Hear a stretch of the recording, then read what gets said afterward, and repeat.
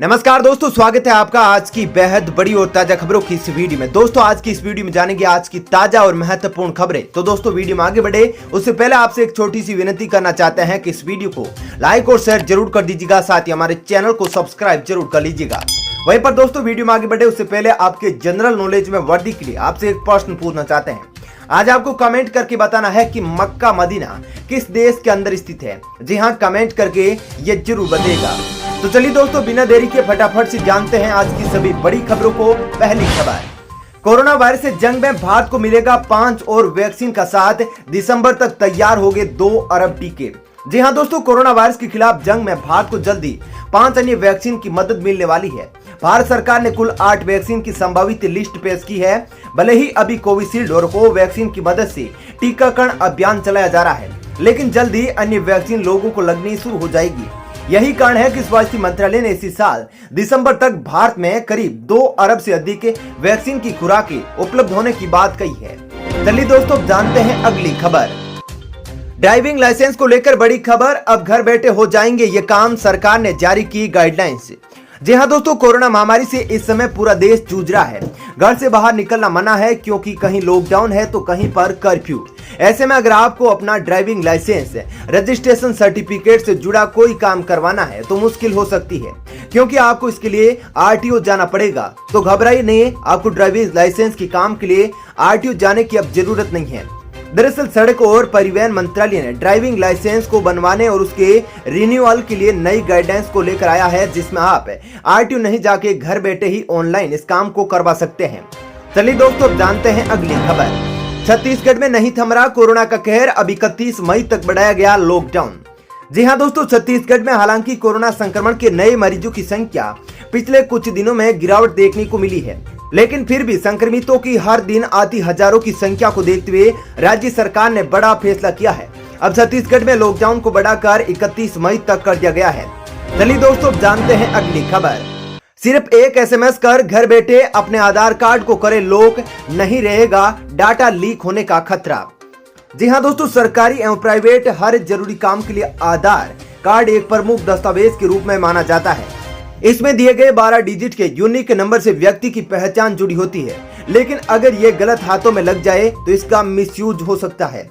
अगर आपको भी अपने पर्सनल डाटा लीक होने का डर है तो आप अपने आधार कार्ड को महज एक एसएमएस के जरिए घर बैठे लॉक करा सकते हैं। इसके लिए भारतीय विशिष्ट पहचान प्राधिकरण खास सुविधा दे रहा है।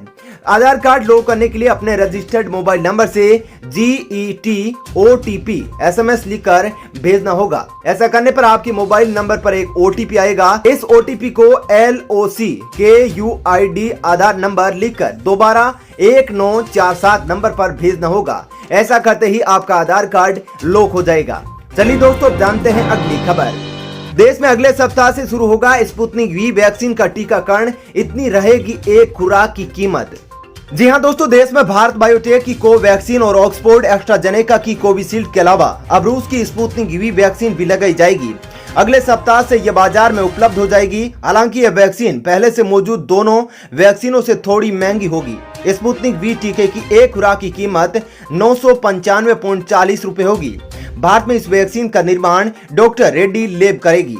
चलिए दोस्तों जानते हैं अगली खबर। गोवा में GMCH में ऑक्सीजन की कमी से 13 और जान गई, अब तक 74 की मौतें। जी हाँ दोस्तों, गोवा में मेडिकल कॉलेज एंड हॉस्पिटल में कोविड-19 मरीजों की मौत का सिलसिला थम नहीं रहा है। शुक्रवार को भी ऑक्सीजन की कमी के चलते 13 मरीजों की मौत हो गई। इस बात की जानकारी राज्य के एडवोकेट जनरल ने बॉम्बे हाईकोर्ट की गोवा बेंच में दी है। चलिए दोस्तों जानते हैं अगली खबर। देश में अब तक लगी कोरोना टीके की 18 करोड़ डोज। 18 से 44 साल के 3.5 लाख लोगों ने शुक्रवार को लगवाई वैक्सीन। जी हाँ दोस्तों, केंद्रीय स्वास्थ्य मंत्रालय ने शुक्रवार को कहा कि देश में अब तक कोविड रोधी टीके की 18 करोड़ से अधिक खुराकें दी जा चुकी है।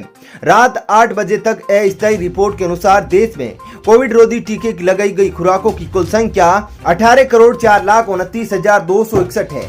मंत्रालय ने कहा कि शुक्रवार को 18 से 44 आयु समूह के 3,25,071 लाभार्थियों को कोविड-19 रोधी पहला टीका लगाया गया है और टीकाकरण का तीसरा चरण शुरू होने के बाद से 32 राज्यों और केंद्र शासित प्रदेशों में इस आयु समूह के कुल 42,55,362 लाख लोगों को टीका लगाया जा चुका है। चलिए दोस्तों जानते हैं अगली खबर। चक्रवाती तूफान तोकते को लेकर अलर्ट हुआ जारी। भारतीय मौसम विभाग ने कहा कि इन राज्यों में होगी भारी से भारी बारिश। जी हां दोस्तों, भारत मौसम विज्ञान विभाग ने शुक्रवार को कहा कि अरब सागर में बने दबाव के क्षेत्र में 17 मई को अत्यंत भीषण चक्रवाती तूफान में तब्दील होने और 1 मई बाद इसके गुजरात के तट को पार करने की संभावना है। मौसम स्थिति गहरे दबाव के क्षेत्र में तब्दील हो गई है। शनिवार रात तक अत्यंत भीषण चक्रवाती तूफान में तब्दील होने की संभावना है। आईएमडी के चक्रवात चेतावनी प्रभाग ने कहा कि 16 से 19 मई के बीच पूरी संभावना है कि ये 150 से 160 किलोमीटर प्रति घंटे की रफ्तार वाली हवाओं के साथ अत्यंत भीषण चक्रवाती तूफान में तब्दील होगा। मौसम विभाग ने पश्चिमी तट राज्य को सतर्क किया है। इसने कहा कि लक्षद्वीप में 15 मई को कहीं कहीं अत्यंत भारी बारिश होगी तथा 16 मई को कहीं कहीं भारी बारिश होने की भी संभावना जताई गई है। वहीं कर्नाटक के तटीय और आसपास के जिलों में 16 मई को कुछ स्थानों पर भारी बारिश होने की संभावना है। कोंकण और गोवा में 15 और 16 मई को अत्यंत भारी बारिश होने की संभावना जताई गई है। इसके अलावा आईएमडी ने कहा कि गुजरात में सौराष्ट्र क्षेत्र में तटीय जिलों में 16 मई से बारिश होने की संभावना है तथा 17 मई को भारी से अत्यंत भारी बारिश हो सकती है। चलिए दोस्तों जानते हैं अगली खबर। 2020 की तुलना में 2021 में ज्यादा घातक रहने वाली है महामारी, वैज्ञानिकों ने दी चेतावनी। जी हां दोस्तों, कोविड-19 की पहली लहर के दौरान सोशल मीडिया पर अक्सर 2020 साल को कोसा जाता था। महामारी से खिन्नता के कारण 2021 के स्वागत के दौरान भी 2020 को लेकर कई ट्विटर ट्रेंड किए थे, लेकिन अब एक्सपर्ट्स का कहना है कि इस साल कोविड-19 महामारी कहीं ज्यादा खतरनाक साबित हो सकती है। भारत अभी जिस तरह से कोरोना की दूसरी लहर में फंसा है उसे देखकर इसका अंदाजा लगाया जा सकता है। भारत के साथ ही अब जापान भी महामारी की जबरदस्त चपेट में आ गया है और देश में इमरजेंसी लागू कर दी गई है। चलिए दोस्तों जानते हैं अगली खबर। इजराइल हमास संघर्ष, सऊदी अरब ने 57 मुस्लिम देशों की बुलाई बैठक। जी हां दोस्तों, इजराइल और हमास के बीच युद्ध की आशंका बढ़ती जा रही है। इस्लामिक उग्रवादी संगठन हमास से लड़ने के लिए इजराइल ने गाजा सीमा पर बड़ी संख्या में सैनिकों को भेजा है और 9,000 सैनिकों को तैयार रहने के लिए कहा है। गाजा पर दरअसल हमास का कब्जा है। इसी बीच मुस्लिम देशों की संगठन ऑर्गेनाइजेशन ऑफ इस्लामिक कोऑपरेशन ने 16 मई को 57 सदस्य देशों के विदेश मंत्रियों की बैठक बुलाई है। ओआईसी ने ट्वीट कर कहा कि यह बैठक सऊदी अरब के अनुरोध पर बुलाई गई है। चलिए दोस्तों जानते हैं अगली खबर। अगले हफ्ते लॉन्च होगी डीआरडीओ की कोरोना की नई दवा 2DG, मरीजों के लिए होगी रामबाण। जी हां दोस्तों, कोविड-19 से निपटने में डीआरडीओ द्वारा विकसित दवा 2DG की 10,000 खुराकों का पहला बैच अगले हफ्ते लॉन्च किया जाएगा और इसे मरीजों को दिया जाएगा। अधिकारियों ने कहा कि भविष्य में दवा के इस्तेमाल के लिए उत्पादनकर्ता दवा के उत्पादन को बढ़ा रहे हैं। यह दवा डीआरडीओ के वैज्ञानिकों की एक टीम ने बनाई है, जिसमें से कि अनंत नारायण भट्ट भी शामिल है। चलिए दोस्तों जानते हैं अगली खबर। महाराष्ट्र में आ जाए 39,000 नए केस। मुंबई में आज और कल नहीं होगा कोरोना का वैक्सीनेशन। जी हां दोस्तों, देश में कोरोना से सर्वाधिक प्रभावित राज्य महाराष्ट्र में आज 39,000 नए मामले सामने आए हैं। राज्य में नए मामलों की तुलना में रिकवर करने वालों की संख्या अधिक है। बीते 24 घंटों के भीतर 53,000 से अधिक लोग डिस्चार्ज हुए हैं। इस दौरान 695 लोगों की मौत हुई है। इसी बीच बीएमसी ने जानकारी दी कि 15 और 16 मई को मुंबई में कोरोना वैक्सीनेशन नहीं किया जाएगा। चलिए दोस्तों जानते हैं अगली खबर। चित्रकूट घटना के बाद कई जानकारियां आई सामने, बड़ी मछली आ सकती है पकड़ में। जी हां दोस्तों, चित्रकूट की जेल में हत्याकांड के बाद यूपी शासन तक हड़कंप मच गया है। मामले में कई जेल अधिकारियों पर निलंबन की गाज गिरी है, वहीं पर कई की ट्रांसफर किए गए हैं। घटना में मेराजुद्दीन और मुकीम उर्फ काला की हत्या के बाद पुलिस की गोली से मारा गया अंशु दीक्षित के बारे में भी कई जानकारियां सामने आई है। चलिए दोस्तों जानते हैं अगली खबर। पबजी की दीवानों के लिए बड़ी खबर, अब इस दिन से होगा बैटल ग्राउंड इंडिया में फ्री रजिस्ट्रेशन। जी हां दोस्तों, पबजी बैन होने के बाद से इसके दोबारा वापस आने से भारत में इसका इंतजार करे लाखों गेम लवर्स के लिए एक अच्छी खबर है। पबजी मोबाइल इंडिया, जो कि बैन लगने के बाद बैटल ग्राउंड से मोबाइल इंडिया हो गया था, जल्दी अपने गेम बैटल ग्राउंड के लिए प्री रजिस्ट्रेशन शुरू करने जा रहा है। यह रजिस्ट्रेशन 18 मई से शुरू होंगे। चलिए दोस्तों जानते हैं अगली खबर। यूपी में 17 मई से 20 जिलों में लगेगी 18 से 44 साल के बीच के लोगों को वैक्सीन।